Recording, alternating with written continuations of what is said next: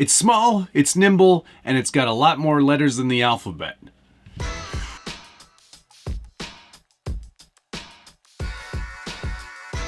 Welcome back to the Scale Builders Guild. Thanks again for watching. Today we're taking a first look, run, and review of the new TWS CTS VTR 4x4.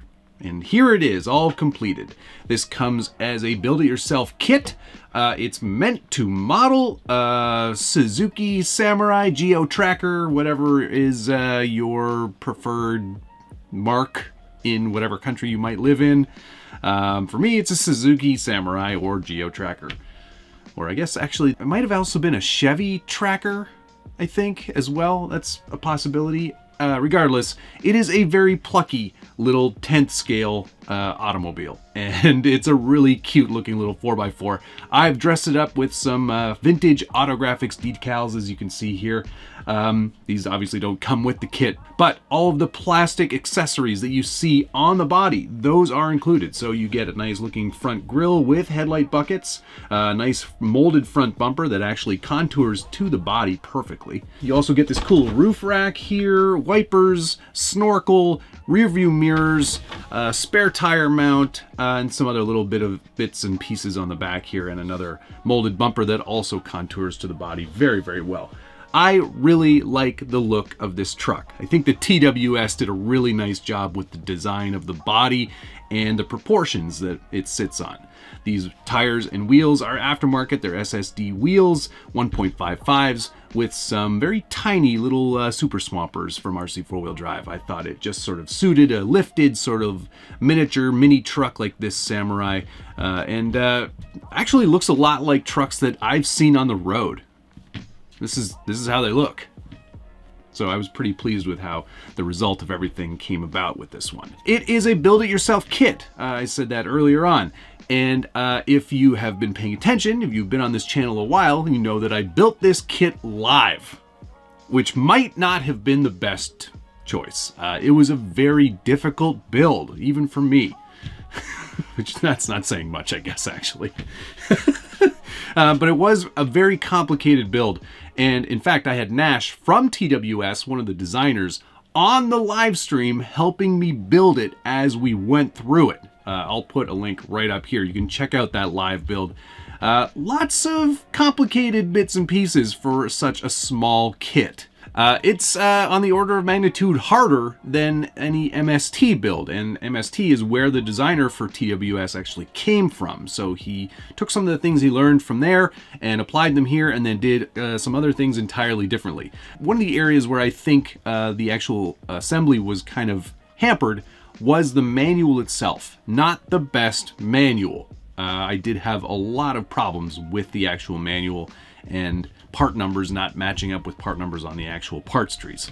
And in fact, one of the interesting things about this kit is that it ships with the idea that it can be servo on axle or a chassis mounted servo. They include all the parts for the chassis mounted servo, but not the instructions in the manual. Luckily, those are online now. I'll put a link in the description below if you want to convert yours to CMS. I would highly recommend it.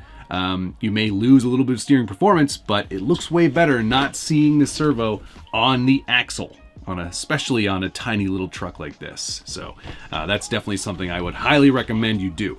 Again, those instructions weren't the greatest either, believe it or not. So that is definitely one thing that sort of makes this a little more complicated of a build. I know Josh had a lot of troubles on his live stream putting it together. He didn't have the benefit of having Nash walk him through it. But I'm going to walk you through the chassis itself here. It is a very small truck. Like we're talking tiny. What's the wheelbase here? Let's measure it up in squares. 1, 2, 3, 4, 5, 6, 7, 8, 9, 10. Actually under 10 inches in wheelbase. So it is a short, plucky little truck. Not a lot of metal. These are in fact plastic frame rails, which there is some flexibility there. But because this is such a light and small truck and really meant specifically for trail duty only, not a rock crawler by any means, that chassis flex isn't going to be the biggest of deals. It's not certainly something that I've worried myself with. It is a 4-link rear and 3-link front, as I've set it up here now. That 3-link front, when you are doing the chassis mounted servo to do a 3-link front, that's what you would use. They also call to do it in the rear, which I was like, why are we 3-linking the rear? Let's just leave the rear 4-linked.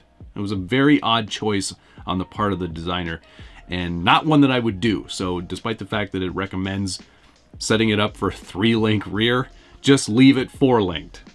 It's not gonna hurt anything. It'll make it better, in fact. But a very nice, interesting little compact setup. And links are obviously outboard of the actual skid plate.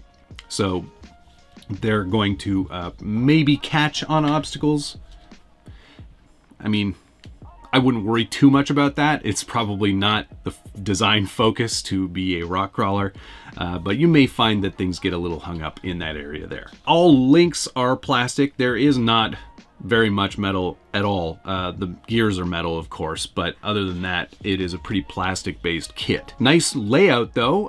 Motor up front, very compact little transmission with a divorce transfer case. I've decided to go with a Spectrum 2-in-1. I'm using a 1400 kV brushless motor, which is about all you would really need.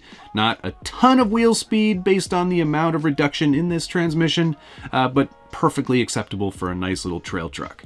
I've also just decided to go with what RTR servo I had on hand. Again, steering isn't going to be a huge concern. You're not getting a lot of steering lock.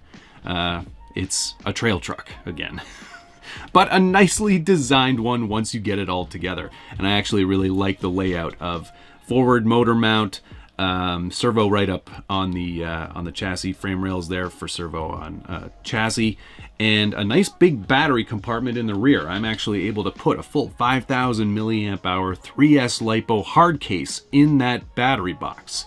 It does come with these battery tie-down clips. They won't fit with a large battery like this. Something with a little more low profile, you'll be able to clip that battery in and hold it in place. I'm using a Velcro strap for the time being, which was not included.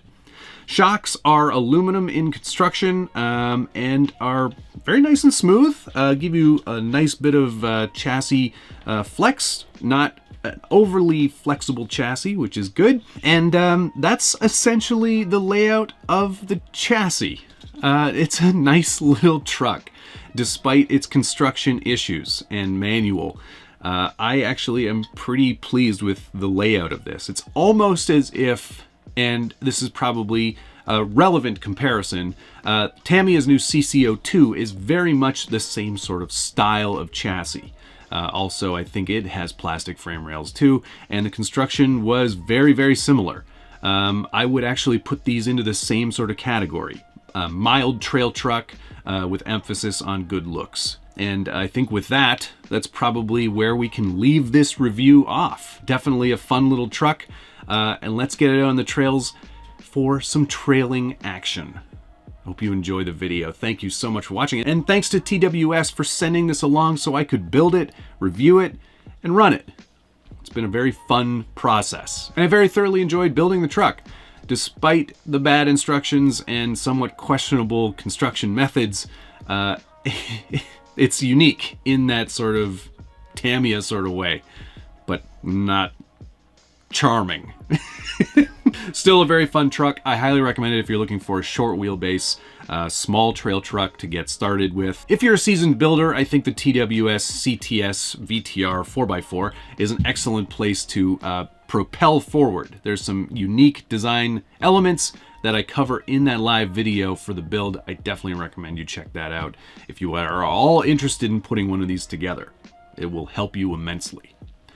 Thanks to TWS for sending this my way. I had a lot of fun putting it together and finishing it off.